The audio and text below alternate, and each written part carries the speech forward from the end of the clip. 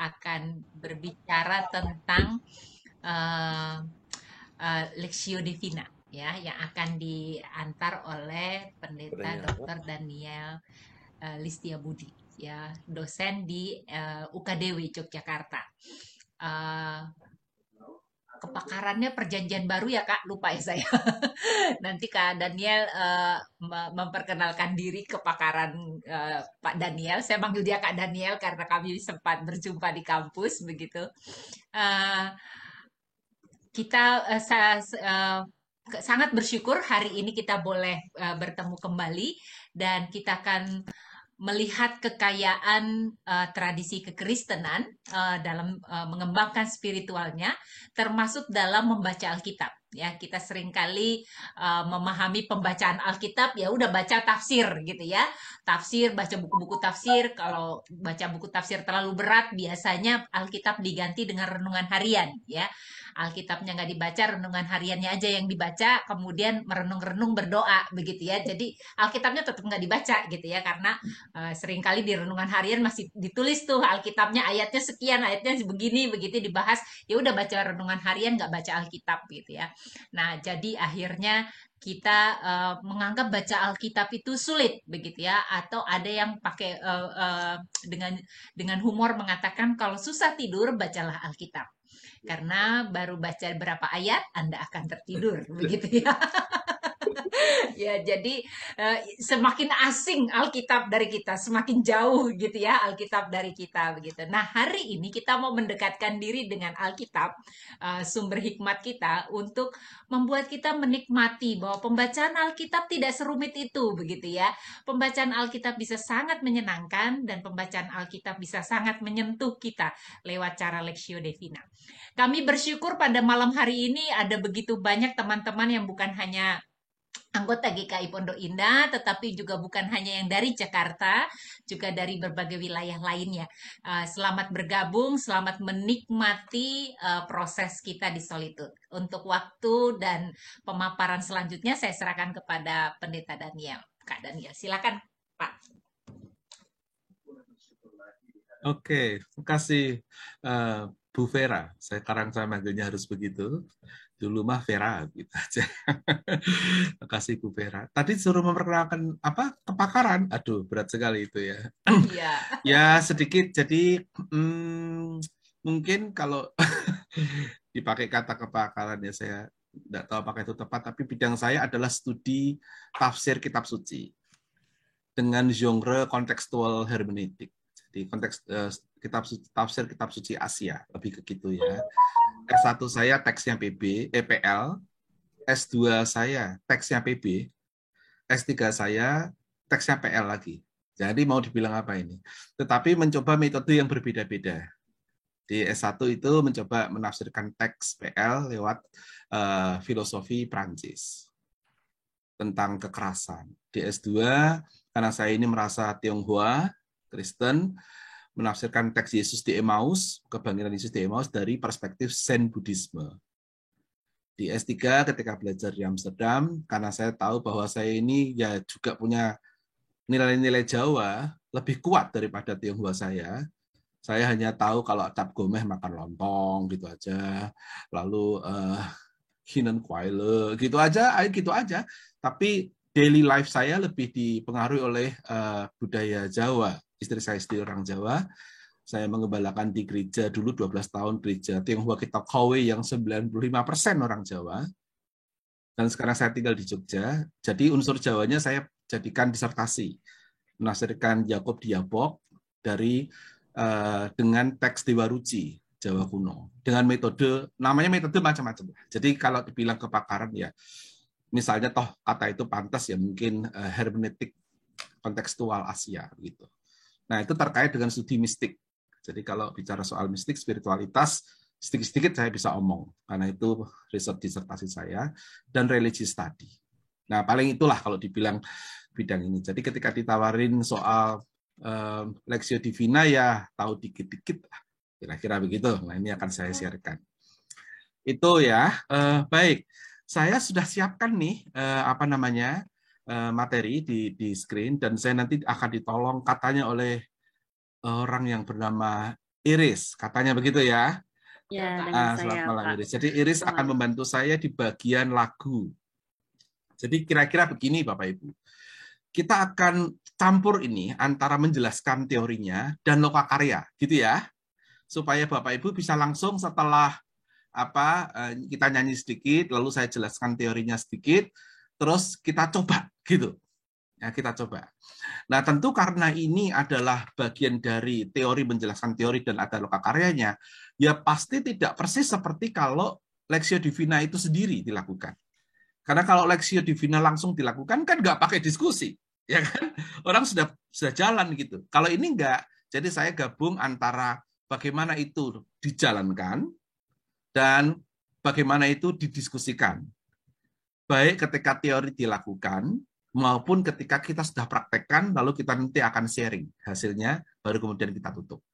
Nah, jadi kombinasi di antara teori dan lokakarya soal metode pembacaan Alkitab ini. Ibu Bapak, saya mau tanya dulu, siapa di antara Anda yang pernah melakukan pembacaan Alkitab melalui metode meditatif yang disebut Lexio Divina? Silakan raise hand. Boleh pakai ikon, boleh langsung. Berapa banyak di antara Ibu Bapak, 42 orang ini, yang hanya satu ya, hanya satu saja. Oh, just one? Dua, dengan Seva. Seva ini mahasiswa saya dulu. Sekarang manggilnya mesti Bu saya ya. Waduh, sekarang gitu. Kalau ketemu Bu Seva. Hanya dua, tiga dengan Pak Roy dan Bu Ita. Hanya 3 dari 42 orang, itu berarti menunjukkan bahwa Anda memang betul-betul Protestan. Ya sudah jelas itu. Kalau teman-teman Katolik wah biasa ini. Ya, tentu saja metode ini tidak boleh dikatakan metode Katolik gitu ya. Namun ini lebih terbiasa di teman-teman Katolik, dan nanti yang mengembangkan juga adalah seorang terkenal bernama Santo Yohanes dari Salib. Nah, kita kalau dengan kata santo begitu, kan pasti bukan kita gitu rasanya ya. Tetapi cobalah lihat nanti, metode ini menurut saya tidak membatasi denominasi apapun. Tidak harusnya, karena kita bertemu dengan Alkitab. Nah, nanti akan saya jelaskan teorinya. Setelah penjelasan teori, sebelum praktek, boleh tanya jawab. Setelah praktek, saya yang tanya ke Anda. Begitu ya, kira-kira ya. Oke, nah kita akan mulai, saya akan share screen. Screen ini nanti Anda bisa miliki. Boleh, sudah saya sharekan ke Bu Vera dan Mbak Joyce, nanti boleh dibagi setelah saya presentasi. Supaya konsentrasi Anda ke screen. Kalau tidak, nanti Anda cocok-cocokin. Saya sengaja pilihkan teks tertentu yang menurut saya menyentuh, menurut saya ya. Dan teks itu seingat saya menjadi teks khotbah di GKI seluruh Indonesia beberapa minggu yang lalu. Saya ingat karena saya khotbah itu di salah satu GKI di Jogja. Ya, dan teks itu salah satu teks yang menurut saya dalam gitu. Tapi ya nantilah kita lihat apakah penemuan saya sama dengan Anda, kita lihat. Ini screen-nya saya siapkan. Semoga nampak. Nampak ya? Lexio Divina, metode pembacaan Alkitab meditatif, ya, akan kita lakukan. Kita akan memulai dengan tadi sudah berdoa ya, atau belum?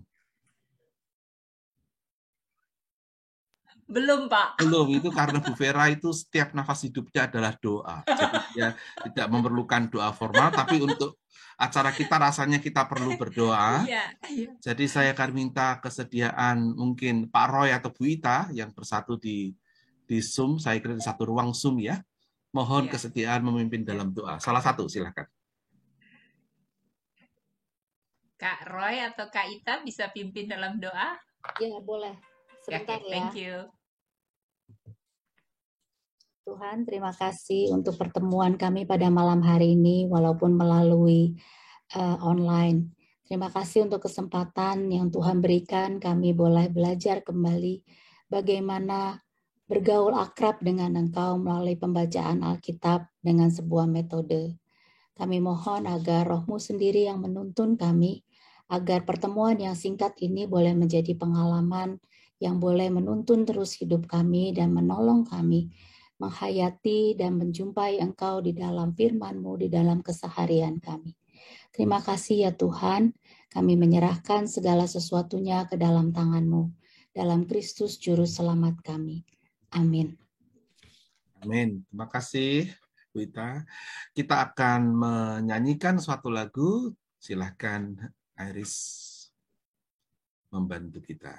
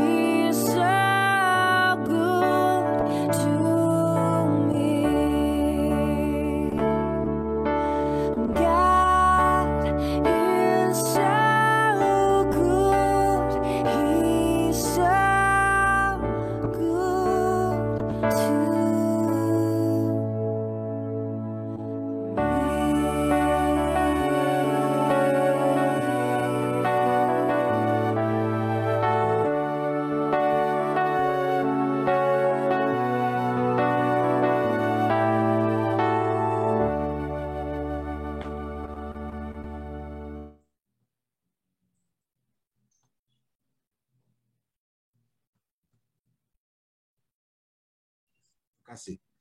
Saudara-saudara, saya akan menjelaskan apa itu Lectio Divina. Lectio Divina, disingkatnya LD. Tadi saya mendengar percakapan sebelumnya, ada yang tanya ke Bu Vera, apa itu solitude? Ya, saya sempat mendengar itu. Lalu kita mesti menuju ke makna aslinya, ya kan? Solitude dari kata solus, sendirian. Ya. Solitude jadi aloneness gitu, kesendirian. Tapi bukan dalam arti lonely gitu ya, tapi justru hening yang penuh yang sendiri gitu kira-kira. Nah, kita perlu kata aslinya atau ketepatan pemaknaannya ya. Nah, sama Lectio Divina itu berarti bacaan. Lectio adalah bacaan. Ingat kita punya leksionari ya. Bacaan. Divina adalah divine, ilahi. Bacaan kudus, katakanlah demikian. Bacaan suci. Penggagasnya adalah orang bernama Benedictus dari Nursia. Dia adalah seorang abbas. Abbas itu pemimpin biara. Nah, di dalam biara yang ia pimpin, Abbas Benedictus ini mewajibkan anggota biaranya untuk membaca Alkitab beberapa jam sehari sebagai bagian yang tak terpisahkan dari karya pelayanan mereka. Coba saya stop screen sebentar. Siapakah di antara kita yang membaca Alkitab beberapa jam sehari? Tidak ada. Langsung cepat aja saya berani menjawabkan itu ada. Ya toh, Tadi Bu Vera malah mengatakan kadang-kadang Alkitab dibaca itu sebagai obat tidur. Saya kira itu ada betulnya. Kalau nggak percaya, coba aja. Karena nggak bisa tidur, bacalah kitab imamat. Gitu. Atau bilangan. Ini punya anak ini punya anak ini punya anak ini, begitu. Ya. Nah, kadang-kadang dulu waktu saya masih remaja, kalau baca Alkitab itu disuruh urut tuh berat sekali. Ya kan? Saya maunya langsung ke Kidung Agung. Atau ke kalau Yehezkiel itu sulit itu. Ya kan? Inginnya tuh langsung baca yang saru, Ohola, Oholiba itu loh. Ada tahu cerita itu? Jangan pura-pura tidak tahu. Bapak-bapak terutama. Nah, kita tidak terbiasa membaca Alkitab sampai berjam-jam. Paling ya, kita bersaat teduh dengan Alkitab. Ya toh, paling itu. Kalau Anda gaya spiritualitasnya devosi. Spiritualitas itu ada macam-macam gaya. Nanti kalau mau ditanyakan terkait dengan leksi divina, bisa. Kalau devosi itu teratur dia saat teduh, baca kitab suci, doa tiap hari, doa gitu modelnya, urut. Tetapi kan tidak berjam-jam toh. Di biara itu yang Benediktus ini demikian diharuskan. Sebagai bagian dari karya mereka. Saya bisa mengerti itu karena begini.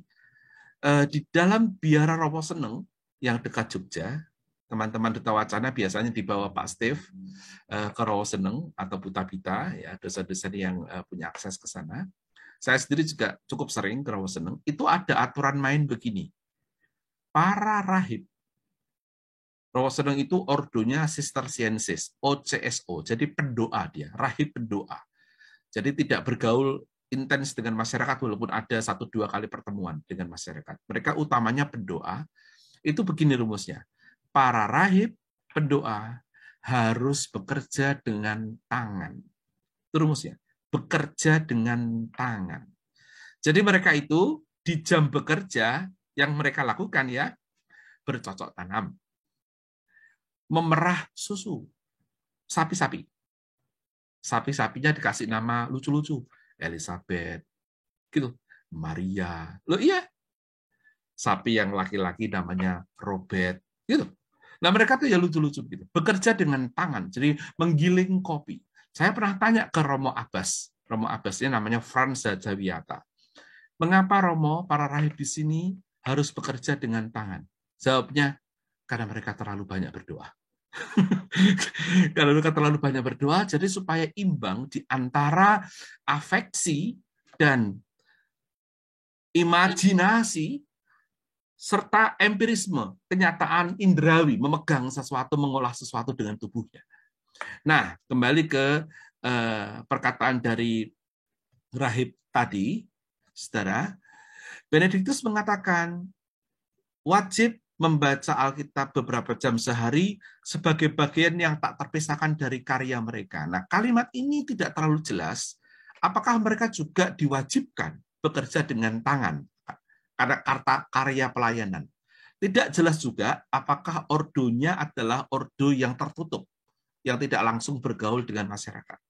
Ya, namun yang pasti adalah bacaan Alkitab beberapa jam itu bagian dari karya mereka. Benediktus kemudian mengusulkan metode ini yang lalu dikembangkan oleh orang lain, yang nanti kita akan kenal dengan 4 step-nya. Nah, di dalam biara Benediktus, Lectio Divina itu bukan dimaksudkan sebagai metode PA. Bukan. Dia adalah bentuk bakti yang melekat dengan liturgi, bukan metode PA. Saya stop share lagi. Coba saya tanya kepada Ibu Bapak. Di GKI Pondok Indah pasti ada PA, bukan? Ya. Kalau PA, pendalaman Alkitab, apa yang Anda lakukan pada Alkitab itu? Coba saya diberitahu. Alkitabnya diapain? Tentu dibaca. Ya. Setelah dibaca, pemimpin PA-nya, baik para pendeta maupun penatua atau orang yang dipilih, melakukan apa? Atau para peserta PA melakukan apa? Coba saya diberi cerita sedikit. 1 menit aja. Yang terjadi betul, jangan mengarang ya, yang sungguh-sungguh selama ini di Pondok Indah. Mari, silakan open mic. Silakan Bapak Ibu, sini kok jadi saya sebentar. Kalau di Pondok Indah tentu saya mendahului aja ya. Nanti mungkin ada yang lain. Kalau di Pondok Indah biasanya dibedah begitu ya. Tapi teks dibaca dulu pertama kan? Nah, teks Teksnya dibaca. dibaca. Habis dibaca, Biasanya konteks. oh, dan lalu dijelaskan, saudara-saudara, Oh. Injil Matius ditulis tahun 80 Masehi. Ini adalah gitu ya, oleh jemaat Antioquia, gitu-gitu ya, gaya-gaya Ya, historis. rata-rata sebagian besar gitu. Oke, Lalu terus? tafsir teks ya, Ya. teks itu. Tapi masuk ke teksnya itu gimana? Setelah menjelaskan konteks penulisan mungkin, atau bahasa aslinya, misalnya Paulus mengatakan, persembahkanlah tubuhmu, itu adalah ibadahmu yang sejati. Lalu gini pendeta yang bilang, kata ibadah sejati dalam bahasa Yunani adalah ten logiken latreian, logiken, logika, logis, meaningful. Jadi, saudara-saudara, dia mencoba menguraikan kan? Yeah. Jadi melakukan semacam kajian studi kata atau semantik ya. Kalau tidak kata ya konteksnya. Atau menaruhnya pada word view pengarang teksnya. Betul begitu ya? Yeah. Pengarang teksnya. Misalnya kalimat begini, Markus dan Matius itu beda. Contoh nih, kalau Markus barang siapa menceraikan perempuan ya, lalu kawin lagi berdosa gitu kan. Kalau Matius kan kecuali karena zina. Lalu dijelaskan, oh ini itu konteksnya begini, dunia Helenis macam-macam. Begitu ya? Betul ya selama ini ya? Betul, Pak. Betul, oke. Betul. Nah, Lectio Divina tidak begitu. Ini. Maka tadi saya akan bilang, Anda kan tidak pernah Lectio Divina kecuali 3 orang tadi kan? Karena kita Protestan. Kita terbiasa mengolah teks itu dengan metode-metode tertentu. Ya tentu ini karena jasa dari Luther, Calvin, dan para reformator itu. Sehingga teks kemudian diolah begitu rupa. Tidak sekedar dihafalkan. Ya, dulu kan ada masanya ketika zaman pra-Luther itu, teks dibacakan dalam bahasa Latin, umat yang datang, petani Jerman rendahan, tidak tahu apa arti bahasa Latin itu, tapi harus mengikuti misa dalam bahasa Latin yang dianggap bahasa surga, dan harus menerima itu apa adanya. Dia tidak perlu tahu apa, yang penting ini ex officio operato. Jadi jalan begitu rupa sebagai sesuatu yang sudah kamu terima, taken for granted. Tahu-tahu kita bilang amin. Bayangkan aja, dulu ada masa seperti itu, maka Luther dan Calvin kan tidak suka. Harus jelas apa arti yang kamu baca gitu. Kita itu bahasa Latin, ya itu ya tahu dikit-dikit lah. Wong kita itu juga ke gereja, misalnya ora et labora, satu. Kalau Natalan tambah Gloria in excelsis Deo, ya kan? Kalau pas doa meditatif tambah Dona nobis pacem. Wah, di GKI Pondok Indah suka TC toh, lalu nyanyi Confitemini Domino. Gitu, tapi hafalan kan? Tahu artinya yang hanya itu aja. Nah, Anda bisa bayangkan zaman dulu ketika para petani Jerman ini abad 16 itu tidak tahu bahasa Latin, lalu dari mimbar muncul lagu-lagu dan khotbah dalam bahasa Latin, mereka tidak mengerti. Nah, itu yang diprotes oleh Luther salah satunya.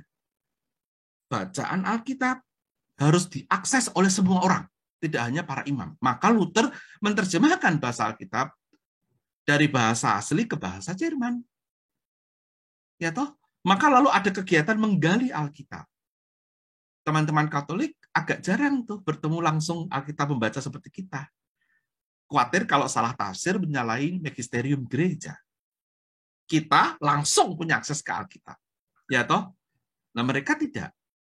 Dulu kala sebelum zaman LCD-an, jadi jauh sebelum pandemi, apalagi sebelumnya ya, kelihatan kok kalau orang ke gereja Katolik, dia bawa Alkitab, pasti dia Protestan. Udah pasti. Ketahuan gitu kalau dia bukan orang Katolik. Karena orang Katolik tidak akan bawa Alkitab. Bawanya Madah Bakti. Kenapa? Karena liturginya semua ditulis. Saya dulu gitu soalnya. Diajak pacar saya, yuk Kak Dan kita sekali-kali ke gereja Katolik Kota Baru. Kata kakak kamarnya Bu Vera. Itu kakak kamarnya Bu Vera itu pacar saya, orang GKJ. Saya bilang, yuk, berangkatlah kami ke gereja Katolik. Aku bawa kita. Dasar Protestan gitu. Teman-teman Katolik tidak, karena ada di liturgi. Anda sekarang mengerti ya, kenapa metode ini itu menarik sekali bagi kita orang Protestan yang terbiasa mengulik Alkitab. Tetapi secara metodologis. Nah, kali ini kita mendapatkan metode yang berbeda. Saya jelaskan lagi. Dalam Lectio Divina, bacaan Alkitab bukan metode PA. Ingat baik-baik, itu bedanya dengan yang selama ini kita lakukan. Nah, apa yang kemudian perlu terjadi? Begini, kalau dia bukan metode pendalaman Alkitab, kognitif nalar dalam artian mengolah pikiran, ya, maka Lectio Divina itu bukan soal berapa banyak yang Anda baca, bukan soal volume bacaan, juga bukan soal bagaimana Anda membaca. Ini kan metode. Kalau bagaimana, ya, metode baca Alkitab itu macam-macam. Nah, supaya mengerti ketegangannya, saya jelaskan dulu. Saya tidak bicara di sekolah lain, tapi di sekolah kami, tempat saya mengajar. Mahasiswa S1 itu kira-kira diajarin, kira-kira ya, 5 metode. 5. Minimum sekarang ini. Setelah itu kalau dia S2, ditambahin lagi. Kira-kira 4 lagi. Jadi kalau ada orang S1 dan S2-nya dari Duta Wacana, nah, dia kira-kira bisa 9 metode. Dari yang klasik, yang dogmatik, yang sedikit-sedikit dikaitkan dengan dogma gereja masing-masing, yang GKI ya Calvinis, yang HKBP ya Lutheran, ya toh, yang orang kayak saya GKMI ya Mennonite, itu namanya dogmatic reading, sampai historis, sampai kritik bentuk, kritik redaksi, kritik narasi, kritik ideologi. Loh, ini namanya, coba lihat, bayangkan. Pembacaan reader respond, cross-textual, seeing through, post-colonial reading, loh gitu, poetic reading. Coba Anda baca, kayak gini. Tidak berlaku di Lectio Divina. Karena dalam Lectio Divina, yang penting itu bukan berapa banyak, bukan volume, jumlah yang dibaca, juga bukan metode, tetapi, nah, dalam Lectio Divina, yang penting adalah apa dan siapa yang Anda baca. Sekali lagi, bukan volume, bukan metode, tetapi apa dan siapa yang Anda baca. Nah, salah satu dosen kami di sini, Stefanus Christian Haryono, ini ahli spiritualitas. Ya, dia baru selesai studi dari Amerika beberapa tahun yang lalu, mengutip Jean Lehrer, ini orang Prancis, begini kalimatnya. Yesus sendiri adalah sebuah buku. Setiap kita secara pribadi seharusnya menemukan pengalaman apa arti buku itu. Yesus itu buku. Gitu. Jadi kita perlu punya pengalaman sendiri ketika kita membaca buku itu. Karena Yesus adalah buku. Nah, maksudnya ya kitab suci gitu kan. Lalu dalam membaca Alkitab, Yesus sang guru hendak mengajari kita agar kita tidak hanya berarti juga ya, tidak hanya belajar tentang Kristus, tapi belajar dari Kristus. Kristus guru, Kristus buku. Nah, gitu. Jadi si buku ini mau mengajari kita. Bukan hanya kita lalu jadi ahli atau sedikit tahu tentang Kristus, tetapi Kristus mengajari kita. Gitu. Kita belajar bukan sekedar tentang dia, tetapi dari dia. Nah, pembaca lalu membaca Alkitab untuk apa? Jawabannya untuk mencari Tuhan. Karena Tuhan buku itu. Pembaca diminta untuk chewing, mengunyah, dan merasakan, sensing, ya, dan tidak langsung menelan bacaan. Nanti ada prakteknya. kita akan punya waktu nanti, kalau saya hitung time frame saya mungkin 5 menit. Anda akan 5 menit sendirian, Anda akan lihat teks yang sama, diiringi musik, nanti akan disiapkan oleh Iris. Itulah waktu kita diminta mengunyah dan merasakan. Ya, bagaimana? Nah, ini ada urutannya. Ada interaksi di antara pembaca dan teks, sehingga lalu mengembanglah spiritualitas pribadi. Spiritualitas itu banyak definisinya.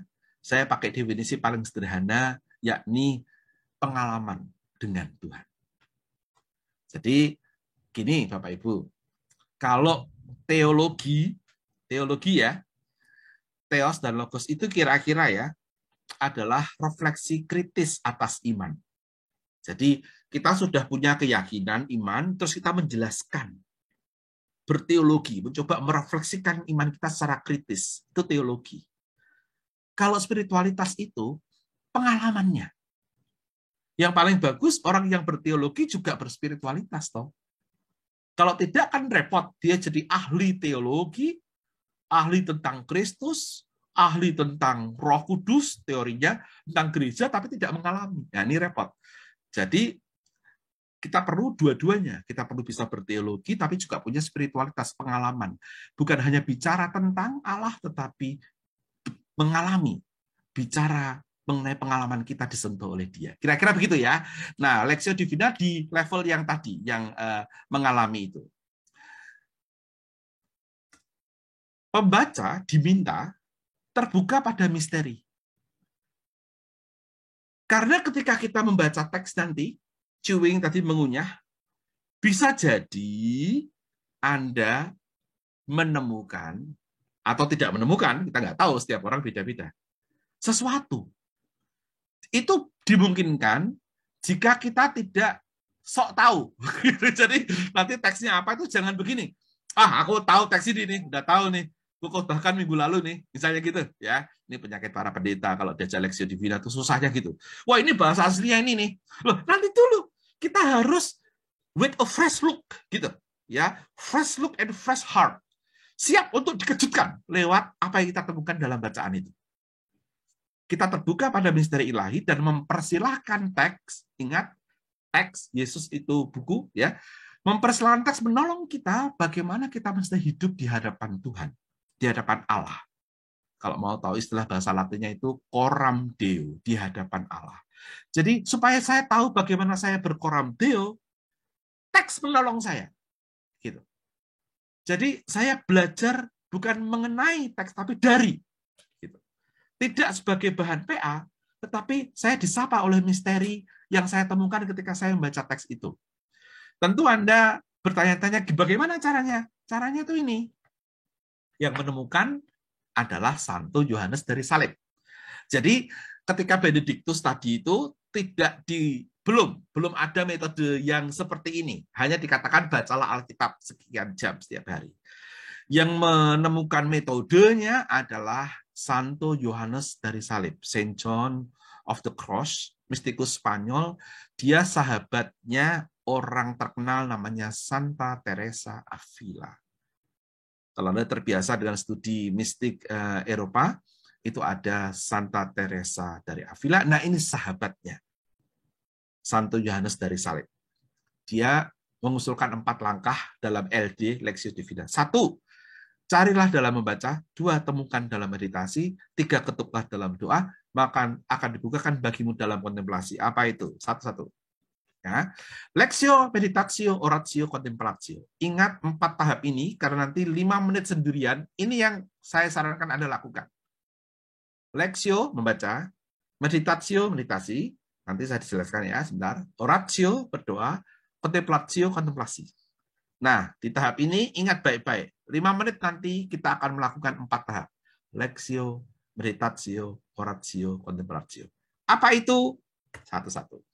Lectio. Lectio adalah nanti teksnya kita baca. Kita baca polos gitu. Dengan fresh look, fresh heart.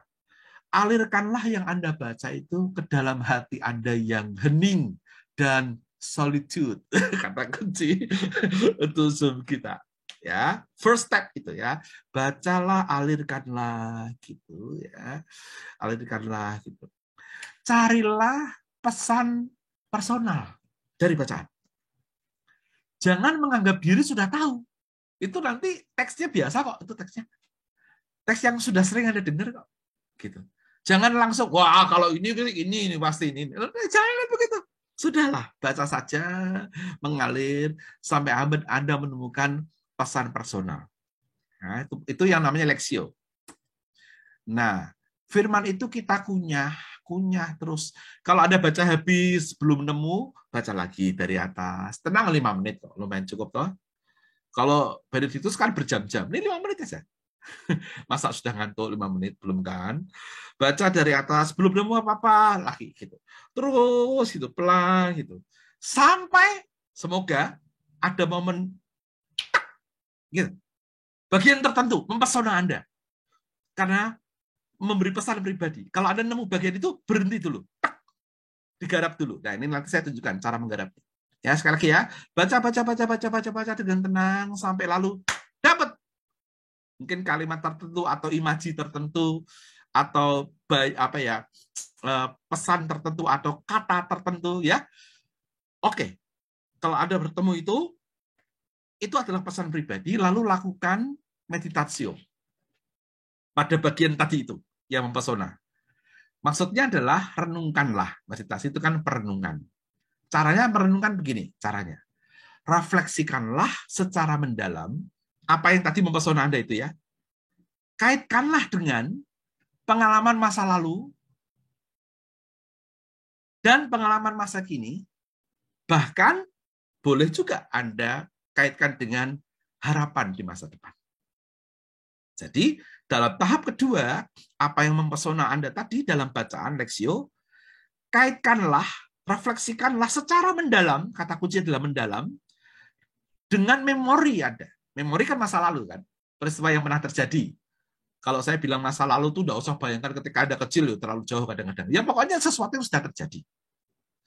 Bayangkanlah, kaitkanlah dengan perasaan Anda sekarang ini. Your feeling and your thought, pikiran Anda. And also your hope, maybe your fear, ya, or your dream, your scheme and plan, whatever. Kaitkan itu, dan berilah ruang pada Anda untuk disentuh. Biarkan firman itu menyentuh hati Anda. Hati kita yang punya memori, yang punya pergumulan, masa kini, masa depan, yang punya harapan, yang punya perasaan, biar disentuh habis-habisan oleh tadi bagian yang mempesona Anda. Itu tahap kedua ya. Setelah itu, oratio. Oratio itu berdoa. Berdoalah menanggapi apa yang difirmankan Tuhan, tadi yang mempesona Anda tadi, dengan 2 model doa. 2 saja. Ini kalau Anda mengikuti Santo Yohanes dari salib. Kalau Anda nambahin lagi ya terserah, tapi itu bukan gaya Santo Yohanes dari salib. Kalau dia bilang 2 aja. 1, ucapkanlah syukur atas penemuan tadi. Saya menemu sesuatu. Sudah saya meditasikan. Terima kasih ya Tuhan. Ya. Setelah ucapan syukur, doa Anda berlanjut dengan doa kedua, yakni mohonlah agar melalui yang Anda temukan itu, yang Anda ucapai syukur tadi, Anda dikuatkan, dihibur, dibimbing, dan diteguhkan Tuhan. Saya ulangi. Anda baca, bagian tertentu mempesona, berhenti dulu. Lalu renungkanlah, kaitkan dengan memori, pergumulan perasaan masa kini, sampai dream harapan masa depan. Kemudian ungkapkanlah syukur Anda atas sabda Tuhan itu, yang mempesona Anda tadi itu, yang Anda renungkan itu. Lalu yang Anda jadikan bahan syukur itu, mohonkanlah. Kiranya apa yang kutemukan ini Tuhan, menjadi sarana bagi Dikau, menguatkan, menghibur, membimbing, dan meneguhkan aku. Itu langkah ketiga. Setelah itu, ini. Hening. Bersikaplah hening di hadapan Allah sebagaimana kita ada. Just as you are, just as I am. Di sini kita sudah tidak lagi berdoa. Doa sudah selesai kan? Tidak usah lagi merenung-renung Anda. Sudah. Ini masa di mana Anda trusting, mempercayakan diri Anda, meletakkan seluruh diri Anda sedemikian rupa sehingga kita itu bergerak keluar dari kungkungan diri sendiri kepada misteri. Misteri persiarahan dalam rengkuhan tangan Tuhan. Penuh cinta dan rahmat. Pasrahkan dalam hening. Nah, itu langkah-langkahnya. Dari situ, diharapkan kita dapat memiliki pengalaman ini, yakni masuk ke dalam pusat pergumulan kita sendiri. Bukan melarikan diri. Ya, masuk justru ke dalam pusat pergumulan, ke mata badai kita, menukik hingga inti. Ya, kepada the bottom, the core of our true self. Dan dengan itu kita menggarap kehidupan nyata. Nah, ini teorinya. Silahkan kalau ada respon, pertanyaan atau apa sebelum kita mulai. Mari. Apakah ada yang jadi moderator? Bu Vera bisa bantu? Silakan. Saya nanti bantu respon dikit. Ya, Pak. Silakan Bapak Ibu jika ada yang mau bertanya boleh raise hand mungkin supaya bisa terlihat atau langsung open mic. Silakan Kak Roy atau Kak Ita. Ya, selamat malam Pak Daniel. Saya mau bertanya Pak. Ya, menarik sekali. Kami pernah melakukan ini. Ya. Tapi waktu itu kalau tidak salah bukan hanya firman, tapi melihat gambar. Jadi dalam silent retreat lah. Ya. Lihat gambar, terus bagaimana gambar itu berbicara apa. Ya. Tetapi memang susah sekali, Pak. Saya tidak terbiasa dengan ini, gitu ya. Dasar Protestan ya, Pak. Iya, Protestan memang berat sekali waktu itu. Ya. Nah, pertanyaan saya, Pak, pada waktu kita tadi di mana tadi ya, di sebelum orasio tadi apa? Lexio. Meditatio kemudian. Ya. Yang kita mengunyah tuh ya Pak. Oh iya. Mengunyah terus yang berulang-ulang sampai kita mendapatkan. Kalau kita akhirnya nggak mendapatkan bisa nggak Pak? Iya. Itu pertanyaannya? Ya, itu pertanyaannya Pak. Ya baik.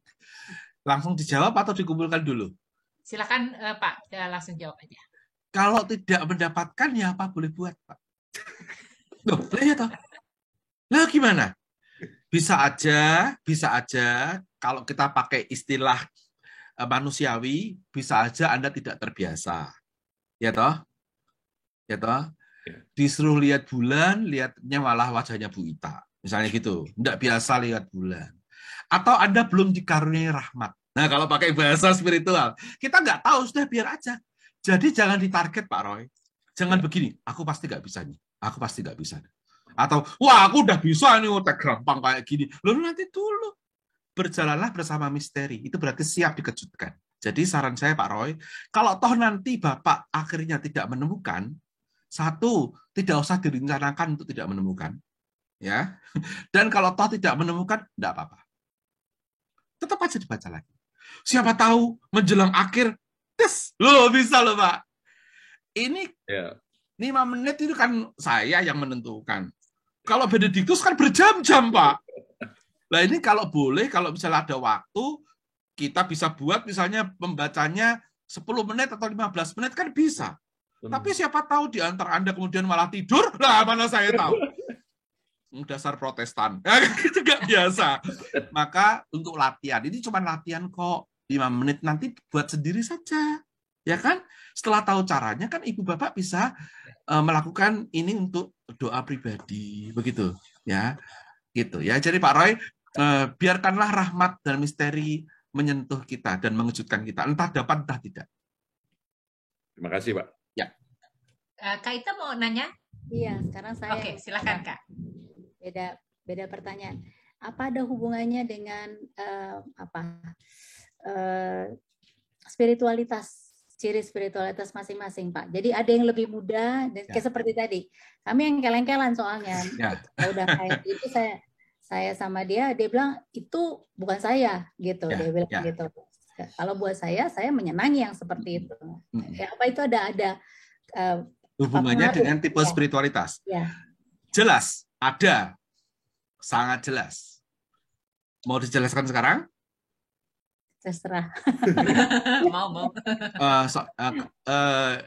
Saya selalu merujuk pada itu, ada banyak ya tipe spiritualitas ya, tergantung Anda mau pakai Gary Thomas misalnya gitu, atau bahkan kalau saya seringnya menjelaskan pakai teorinya Dale Cannon. Singkatnya begini, ada 6 ciri, ada 6 model, masing-masing kita bisa punya 1, bisa punya 2, bisa punya 3, sangat jarang 4, sangat jarang 5, jarang 6, jarang lebih jarang lagi, tapi pasti punya 1. Itu cirinya Cannon. Itu macam-macam. Misalnya ada orang yang mengalami Allah, spiritualitas itu mengalami loh ya, bukan teologi ya. Teologi kan refleksi kritis. Mengalami Allah lewat apa yang disebut devosi. Devosi itu bakti. Suasana hatinya dijaga supaya Allah Tuhan tuh lembut di hatinya. Dia kalau merasa berdosa tidak suka, dia bereskan langsung gitu. Dia biasanya rutin berdoa, baca Alkitab gitu. Bangun tidur berdoa kayak gitu ya. Mau makan berdoa, bahkan habis makan berdoa. Mau berangkat kantor tuh Pak Roy atau Bu Ita berangkat ke kantor berdoa. Sampai di STPJ, Bu Ita kan kerja di sana toh, saya tahu kayaknya begitu ya dulu, berdoa lagi. Nah, lalu nanti pulang berdoa. Ketemu Pak Roy, makan malam berdoa, gitu ya. Mau tidur berdoa. Barangkali, ini saatnya kita menikmati hubungan seksual sebagai rahmat Tuhan. Doa dulu Roy. Gitu. Selesai berdoa. Lo sembarang kali. Orang devosi itu pokoknya dengan Tuhan tuh mesra gitu. Aku milikmu Yesus Tuhanku gitu. Raih daku dan dekatkanlah. Gitu devosi. Ada orang yang tipenya nggak gitu. Mengalami Allah lewat ritual, ritus. Lihat teman-teman Katolik, buat tanda salib, ya toh, masuk gereja hening, ya toh. Kita kan enggak masuk gereja, lihat warta gereja, yang khotbah siapa? Dia bosen aku. Nah, gitu. Di Katolik kan tidak hening, ya. Roti perjamuan ya mereka hosti yang sangat sakral gitu. Ya, ritual-ritual. Oh ini apa ini? Oh Advent pakainya ungu-ungu semua gitu. Oh ini Advent enggak boleh Natalan dulu loh. Ya ikuti, wong namanya kok sesuai dengan ritualnya kayak gitu. Ada gereja karismatik kalau pendetanya begini, jemaatnya lima gini kan, ya. Jadi pokoknya ritual. Tidak devosi dia, ritual. Ada yang lewat aktivitas. Right action namanya. Misalnya orang-orang yang aktif demo, membela kebenaran, jadi guru, jadi aktivis sosial, gitu ya, bekerja di panti asuhan. Kadang mereka nggak tahu loh, ditanya, hari ini bacaannya apa? Aduh, sudah saat teduh belum? Aduh, nggak tahu, tetapi aku melihat Kristus di balik orang-orang yang kulayani. Gitu. Right action. Aku mengalami Tuhan ketika berteriak melawan opresi dari, misalnya gitu. Ada orang yang mengalami Tuhan lewat studi, baca buku, ya, mengalami Tuhan, baca buku teologi yang berat, baca Alkitab diteliti. Kalau pendeta bilang gini misalnya, saudara-saudara, jarak antara Yerusalem dan Emmaus adalah 7 mil. 7 mil itu 11,9 kilometer. Dia akan lihat peta Alkitab. Lihat di Google. Oh ini, oh ya. Saudara-saudara, Yesus itu mengatakan penuhilah cawan itu 2-3 buyung air di dalam peristiwa Kana. Dia akan teliti. 1 buyung itu berapa? Dia teliti. Berapa mililiter? Dia suka begitu. Ketika mungkin pendeta GKI Pondok Indah mengatakan, dalam bahasa aslinya, ini adalah berit. Perjanjian itu berit. Dia suka, wah gitu. Orangnya suka PA. Kalau PA dia selalu tanya. Kalau tanya tidak hanya 1.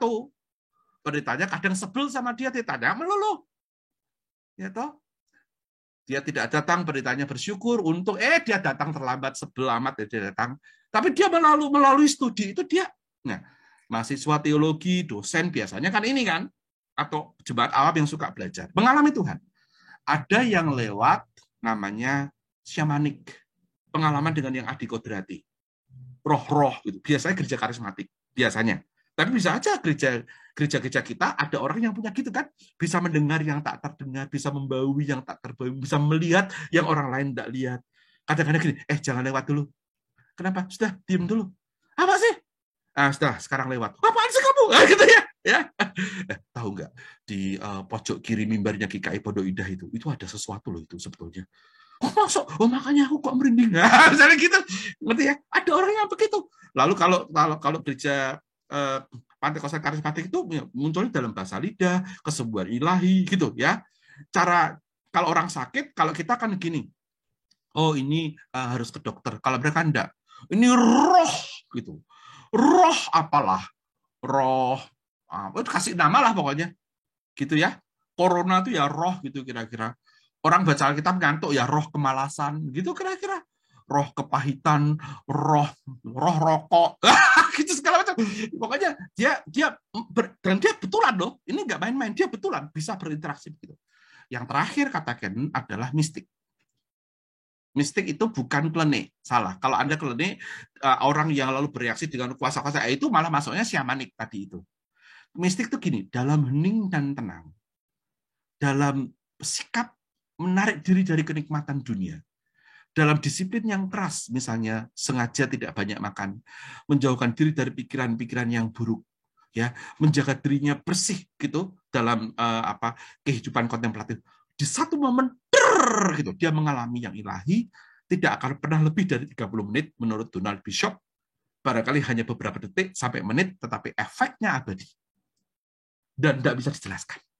Kalau tanya gimana pengalaman itu, tidak bisa. Allah itu tamquam ignotum, menjelaskan dia sebagai yang tidak bisa dijelaskan.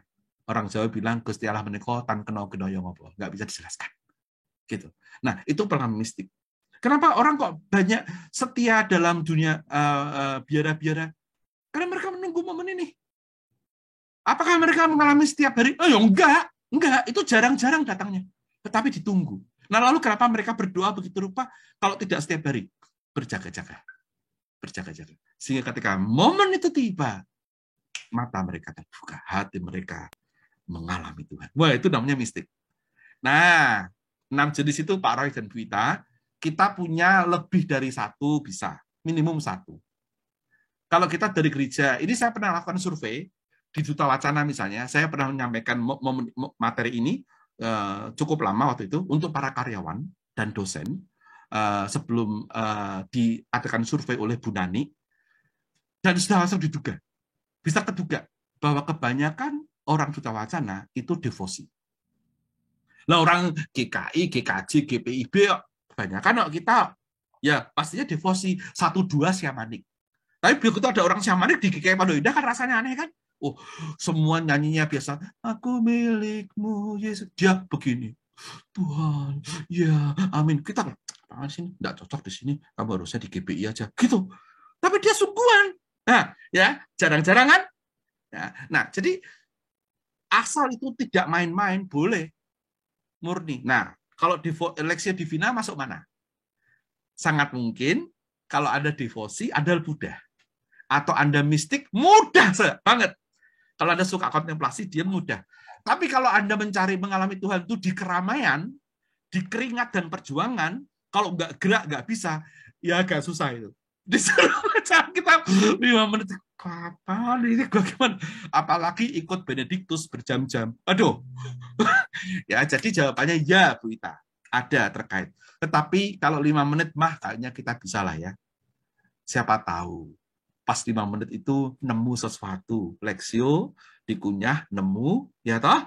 Direfleksikan dengan memori, harapan, dari masa depan, didoakan dalam syukur dan mohon dipimpin Tuhan, lalu hening dalam kontemplasi. Siapa tahu? Ya. Gitu. Terima kasih, Pak. Praktek ya, langsung ya. Atau ada pertanyaan lain? Mungkin satu orang lagi kalau ada pertanyaan. Boleh. Ada yang sudah pengen cepet-cepet praktek saya. Oh iya, nanti jatuh prakteknya ini ya. Malah nggak sabar saya aja. Iya. Ada satu lagi menarik. Memang kebiasaan solitude ya. Pertama perkenalan metode, yang kedua itu harus latihan. Jadi Bapak Ibu kalau udah dikenalin metode nggak pernah dilatih di keseharian, nanti metodenya cepat lupa gitu ya.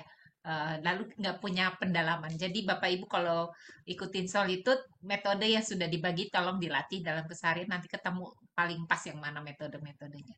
Adakah satu lagi yang mau bertanya? Tadi ada satu tapi nggak jadi resen. Oke, kalau tidak ada silakan Pak Daniel untuk lanjut. Oke, kita lanjut ya. Nah, ini kan tadi dari diskusi rasanya panas ya. Nah, coba kita tenang dulu sebentar ya. Oke, Iris tolong siapkan, tapi jangan setel dulu, Iris ya. Saya mau jelaskan dulu, tapi sudah tolong disiapkan. Ibu Bapak, saya akan sharekan satu perikop untuk kita jadikan bahan berleksio divina.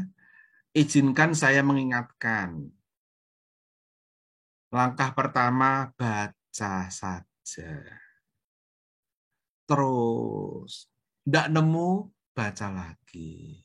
Tidak nemu, baca. Gitu terus. Ya, semoga nemu. Nemunya bisa lain-lain. Setelah nemu, apa yang harus dilakukan Pak Roy? Jika Bapak menemukan sesuatu, pesan personal, masih ingat Pak Roy? Coba saya cek Pak Roy, ini kayaknya agak susah ini. Tapi siapa tahu ya. Setelah menemukan apa Pak Roy berikutnya? Masih ingat? Merenungkan. Apa yang direnungkan? Ke personal. Tarik ke... Iya, caranya gimana? Nah, saya ingatkan lagi Pak Roy ya, ini ya. Ini Pak Roy, saya pakai contoh karena kami berteman baik, jadi ngerjain nggak apa-apa. Ingat ya, Lexio dibaca ya Pak Roy dan teman-teman. Ya. Cari pesan personal ya. Ya. Setelah itu, yang personal, kalau nemu berhenti, boleh di bagian yang itu. Ya, nggak usah banyak-banyak. Nemu satu aja bagus, yang luar biasa sudah. Ya, satu aja nggak cukup tuh 5 menit. Setelah nemu, lalu ini ya direnungkan, refleksikan dengan cara dikaitkan dengan pengalaman hidup kita, memori, perasaan, pikiran, dan harapan. Biarkanlah yang Anda temukan menyentuh hatimu. Itu langkah kedua ya. Lalu ketiga, doakanlah itu. Doa syukur, bersyukur karena menemukan itu. Tuhan mengizinkan membukakan itu bagi kita. Dua, mohonkanlah agar melalui yang kita temukan, Tuhan membimbing, menguatkan, meneguhkan kita. Setelah itu, sudah hening saja. Percayakanlah dirimu pada Tuhan. Dalam rengkuhan tangannya, penuh misteri rahmat dan cinta. Lalu berhenti. Gitu. Nah, ya. Siap ya? Baik. Saya akan bacakan dengan kata dulu seluruh perikop ini. Setelah itu saya diam 5 menit. Pada waktu saya diam, Iris akan memutarkan instrumen. Ya. Sekali lagi saya ulangi. Saya akan bacakan, Anda boleh mendengarkan kata-kata saya. Setelah itu saya diam. Dalam 5 menit itu lakukanlah langkah 1, 2, 3, dan 4. Oke, kita bisa mulai. Ibu Bapak, siap ya? Baik. Ini teksnya. Saya akan bacakan untuk Anda. Lexio Divina. Lukas pasal 5, ayat 1 sampai 11. Pada suatu kali, Yesus berdiri di pantai Danau Genesaret, sedang orang banyak mengerumuni dia hendak mendengarkan firman Allah. Ia melihat 2 perahu di tepi pantai. Nelayan-nelayannya telah turun dan sedang membasuh jalannya.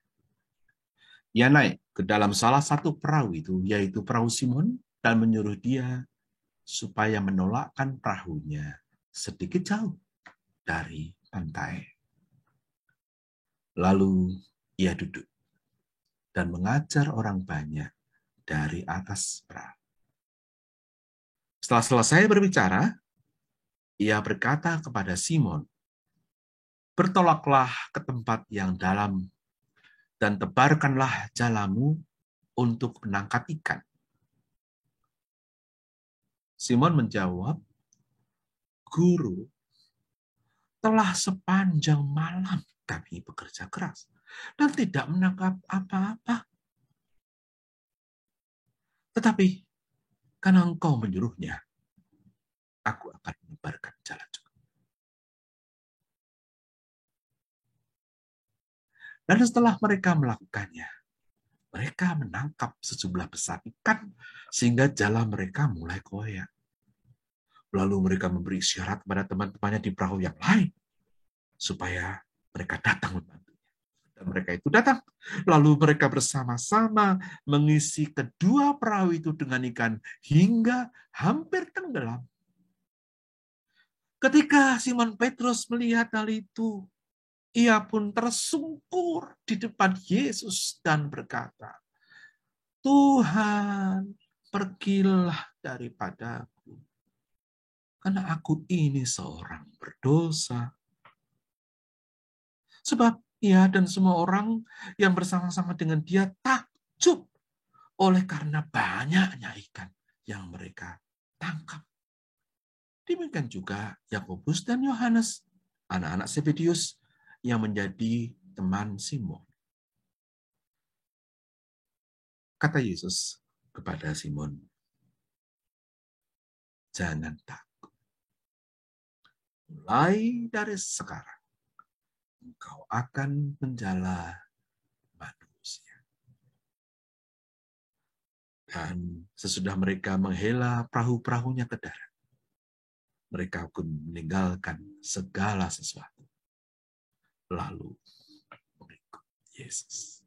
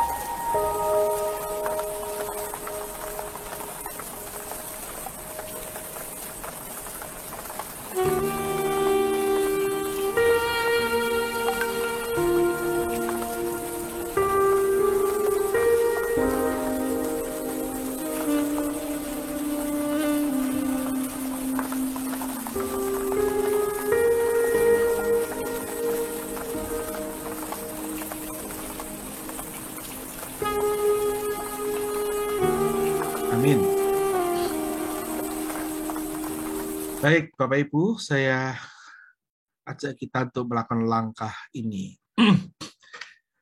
Mari, ini tidak dilakukan dalam Lectio Divina yang asli pasti ya. Sudah cukup tadi lalu berdoa. Nah, sekarang barangkali kita mau sedikit membagikan yang kita temukan. Jika ada, silakan. Tidak ada paksaan. Siapa yang merasa mau membagikan sesuatu, silakan. Tinggal raise hand, lalu open mic, monggo. Saya menunggu.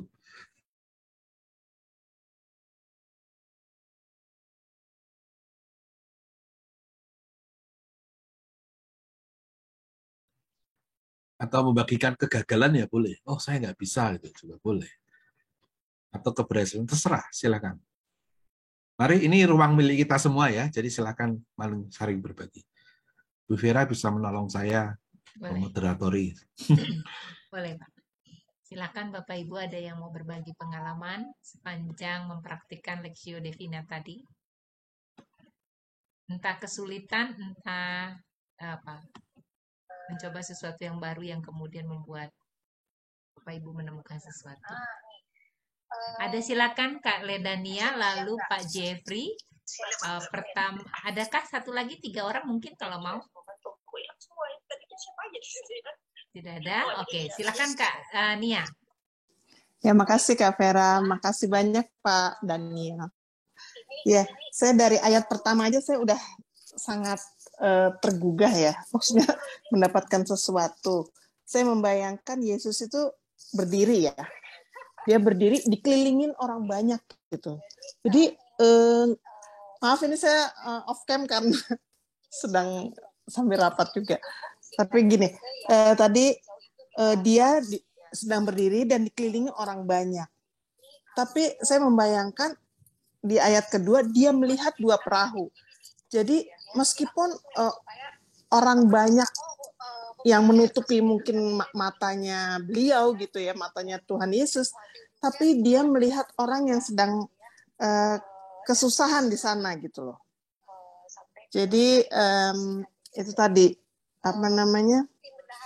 Kadang-kadang kita merasa kok kayaknya Tuhan itu sibuk banget gitu ya, sampai nggak ngelihat saya gitu, nggak ada waktu untuk melihat kesusahan saya, tapi ternyata tidak gitu, bahwa sesibuk apapun Yesus, dia tuh tetap melihat kita gitu. Makasih. Wah, bagus banget. Ya, terima kasih. Makasih kan ya. Silakan Pak Jeffrey. Ya, baik, terima kasih Bu Vera. Jadi kalau saya mau jujur nih, Pak Daniel, saya merasa gagal sih sebenarnya, karena ketika kan kalau kita bicara meditasi itu kan ya saya nggak tahu lah, tapi saya ketika baca ayatnya berusaha untuk meditasi, yang justru muncul di pikiran saya adalah analisa teks kali ya, ketika saya bertanya kenapa ya kok Tuhan naik perahu ini, kenapa sih Tuhan memerintahkan ini, kenapa Simon berkata ini tapi dia begini gitu kan. Saya merasa kayaknya gagal nih kayaknya. Tapi ketika saya coba lagi untuk merenungkan teks ini gitu ya, ada satu hal yang menarik, bahwa di tengah-tengah lelahnya Simon dia tetap mau gitu loh. Dan yang masih menjadi misteri adalah kenapa dia mau ya, padahal kan kenal juga belum gitu sama Tuhan Yesus, dia cuma dengerin doang, tapi kenapa mau, itu yang masih jadi misteri buat saya sih. Dan ketika saya coba mengini lebih jauh, saya baru menyadari bahwa saya baru bisa merenung atau meditasi ketika saya ada masalah. Nah, problemnya saya lagi tidak ada masalah saat ini, jadi kayaknya agak susah untuk meditasi, Pak. Itu dari saya sih, Pak Daniel, gitu ya. Mudah-mudahan bisa. Terima kasih. Menarik ya. Makasih, terima kasih udah mulai bertambah yang mau sharing. Kak Roy atau Kak Ita silakan. Kami terakhir aja. Oke. Kalau gitu Ibu Cordelia Sinaga, silakan. Baik, tadi waktu dibacakan gitu, begitu sampai di ayat itu langsung saya seperti kayak lihat diri sendiri gitu ya. Itu di ayat yang kelima gitu, waktu Tuhan menyuruh Simon untuk bertolak ke tempat yang dalam, tebarkan jalamu gitu. Padahal mereka sudah bekerja keras. Nah, ini langsung saya seperti lihat diri sendiri gitu. Selama saya mengikut Tuhan itu seringkali tidak selalu, saat Tuhan menyuruh saya, kita misalnya ada persoalan gitu ya, seringkali dia tuh menyuruh hal yang kayaknya nggak solutif ya, yang kayaknya apa sih, kok gitu lagi? Itu kan nggak ada hasilnya, kemarin kan nggak pernah dicoba gitu. Nah itu sering saya menjumpai Tuhan itu memberikan saya hal yang seperti itu, diperhadapkan dengan diberikan solusi yang seperti itu gitu. Kadang di dalam hati juga meremehkan, apa berhasil kayak gini. Tapi memang pada saat kita coba patuh, itu ternyata adalah yang memang yang terbaik gitu, yang Tuhan berikan cara yang terbaik. Itu yang saya dapatkan tadi. Ya. Terima kasih. Saya Bu Vera. Oke, silakan Bu Ami. Iya, terima kasih. Ini sama seperti tadi Ibu ya bilang, saya itu merasa setelah saya baca dua kali ya dia, saya merasa bahwa seperti saya sering Tuhan tuh menyuruh saya gitu, kamu tuh jangan takut, kamu tuh jangan khawatir seperti itu gitu ya. Tapi aku sering dalam hidupku itu kadang mengandalkan diriku sendiri, seperti Simon, dia bilang katanya itu sudah banyak orang ke situ berhari-hari, kenapa gitu? Saya juga punya jawaban-jawaban gitu kadang sama Tuhan gitu. Ternyata Tuhan itu membuka dengan jalannya, dengan rencananya gitu. Sama kayak makanya saya tadi sampai nangis itu, iya ya gitu. Ternyata aku menurut kataku, tapi Tuhan tuh sebetulnya punya rencana dalam hidupku. Ada jalan seperti ini. Ternyata dibukakan ini loh, ternyata jalannya itu begitu banyak isinya gitu. Nah dari situ terus baru saya itu ngeh, oh iya ya Tuhan. Rasanya itu kok malu gitu. Aku menurut jalan pikiranku sendiri gitu. Seperti itu Pak. Ya, menarik sekali. Makasih. Makasih Bu Ami. Kak Roy atau Kak Ita mau sekarang? Saya dulu. Ini dia juga tapi nanti dia sendiri aja. Oke. Kalau saya berulang, ini dari tadi diganggu terus makanya. Buat saya tadi beberapa kali saya tuh berhenti sama satu kata aja, itu takjub itu. Saya berulang-ulang balik lagi ke situ, balik lagi ke situ gitu ya. Lalu saya lagi itu satu pengalaman buat saya, rasa takjub itu gitu ya. Pertama kali saya mengenal Tuhan secara pribadi itu saya kelas 3 SD dan dimulai dengan rasa takjub itu. Dan belakangan ini pengalaman hidup saya beberapa tahun sejak 2019 saya dipenuhi dengan takjub sebetulnya dengan hidup saya sendiri gitu. Apa yang terjadi dengan hari-hari saya, di hari-hari saya tuh saya selalu takjub, kok ada ya jalan keluar, kok ada ya pertolongan Tuhan di saat yang dibutuhkan gitu. Kadang-kadang belum sempat saya ngomong baru membatin gitu ya, aduh gitu ya. Terus lalu ada pertolongan diberikan. Itu selalu membuat saya takjub gitu. Dan yang tadi membuat saya rada gemeteran, sampai sekarang saya gemeteran. Terus sampai setelah takjub gak berhenti loh gitu. Di situ bilang Simon sekarang saya gemeteran nih, akan menjala manusia. Terus saya jadi mikir, apa ya Tuhan? Berarti Tuhan nggak mau saya berhenti di takjub. Jelas Tuhan menyertai, dia bilang jangan takut, tapi what next gitu. Itu masih pergumulan bagi saya, masih sesuatu yang akan saya teruskan. Itu aja Pak. Ya, makasih Bu Ita. Silakan Kak Roy. Kalau saya menceritakan kegagalan, Mbak. Ya, boleh. Rahmat Allah beda-beda. Ya, saya masih gagal untuk dapat, tapi kegagalan ini karena Bapak juga, gitu ya. Karena dua minggu yang lalu saya mendengar khotbah ini, oh iya, yang dari Bapak. Jadi selama saya membaca dari atas ke bawah, yang saya ingat tuh khotbah Bapak. Jadi ya, walaupun khotbah itu sangat membantu saya sih ya, banyak insight yang saya dapat. Tapi saya nggak bisa mendapat. Jadi cuman itu yang terngiang-ngiang, Pak. Ada kata tambos. Ya, takjub itu ya. Nah, terus kemudian profan, saya masih ingat tuh Bapak mengatakan profan. Jadi mohon maaf Pak, saya gagal karena Bapak juga. Iya. Saya malah menemukan yang tidak saya temukan waktu saya khotbah loh Pak. Serius. Tadi itu saya baca sendiri. Saya kan khotbah ini kan, Pak Roy dengar kan di GKI Ngupasan. Betul. Saya tahu persis saya khotbah apa. Tapi tadi saya sengaja mengikuti yang saya katakan sendiri menurut Santo Yohanes Salib. Saya nemu yang lain. Aduh, senang sekali saya. Aduh. Share lagi dong, Pak. Ya? Share lagi dong. Loh, nanti saya khotbah lagi. Ini giliran Ibu Bapak aja. Nanti kalau mau yang saya temukan Pak Roy, boleh mengakses yang GKI Ngupasan. Siapa tahu mau. Tapi saya pokoknya menemukan yang lain gitu ya. Maksud saya supaya untuk mengatakan kepada Pak Roy, bahkan orang yang khotbahnya Bapak ingat, menemukan yang lain. Itu berarti kan ini memang metode ini kan memang membuka misteri gitu loh Pak. Ya. Ya, siapa tahu nanti malam Pak baca sungguh-sungguh lagi nemu barusan. Ya, oke.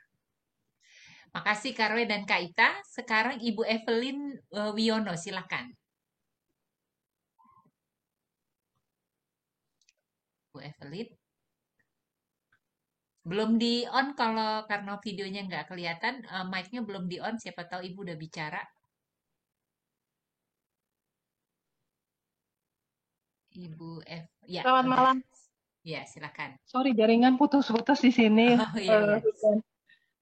Terima kasih buat kesempatan yang diberikan. Terima kasih buat Pak Daniel yang sudah membawakan firman Tuhan. Kalau buat saya pribadi ya, saya menemukan korelasinya pada saat membaca Lukas 5 ini di ayat yang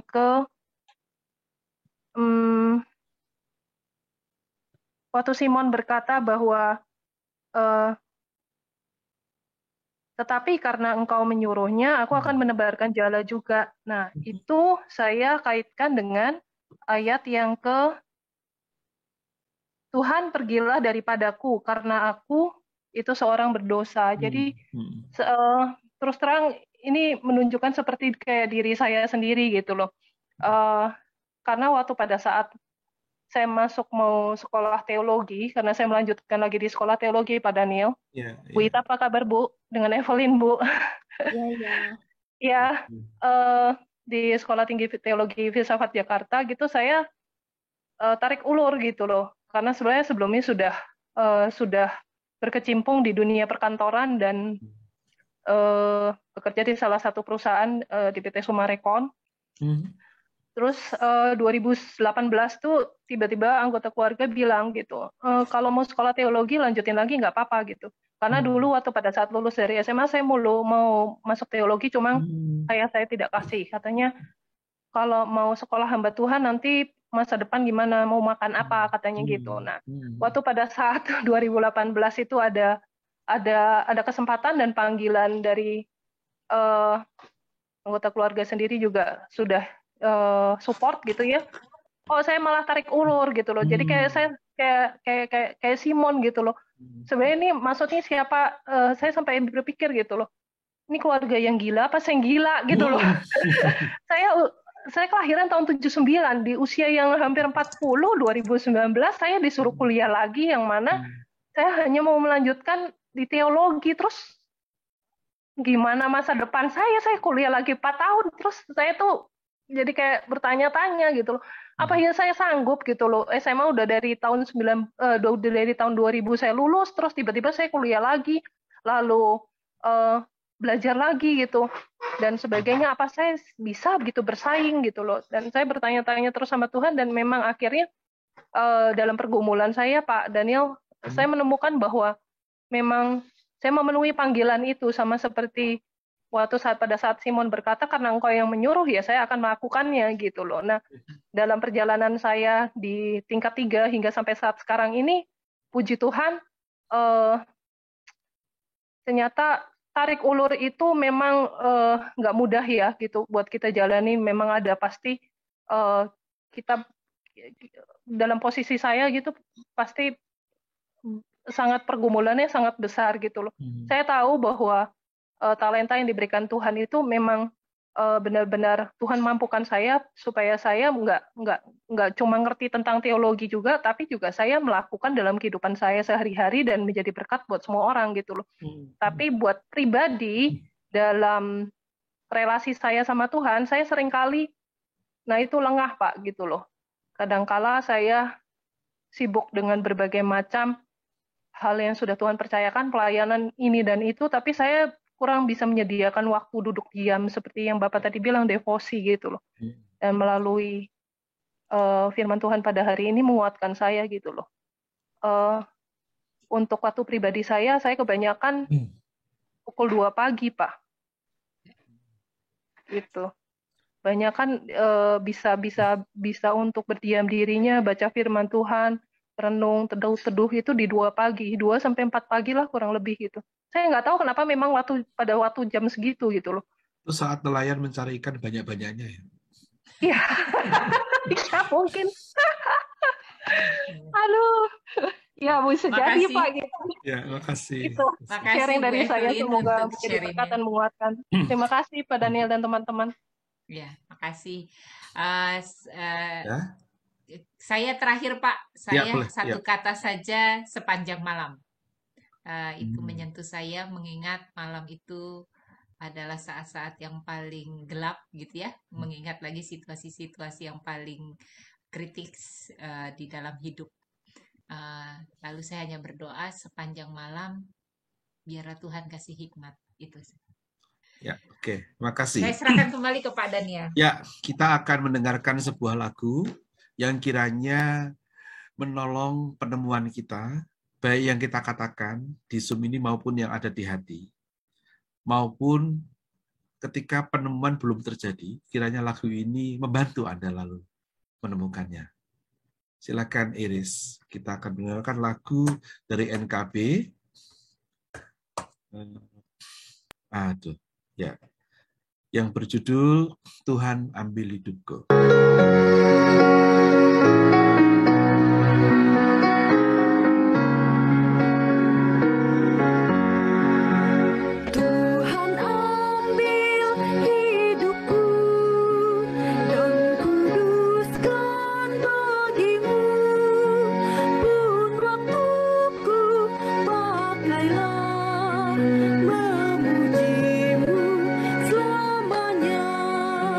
Ku serahkan hidupku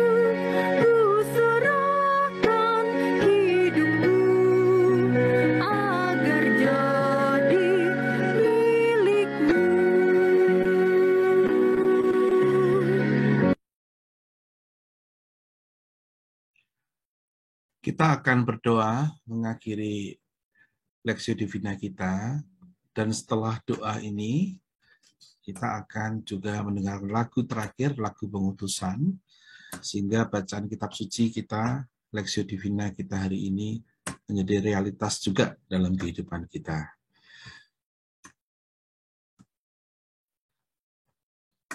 Ini lagunya tadi, sekarang kita akan berdoa. Marilah kita berdoa. Tuhan, jika Engkau pernah mengajar di atas perahu Simon, mengajarlah pula di perahu kami. Jika Engkau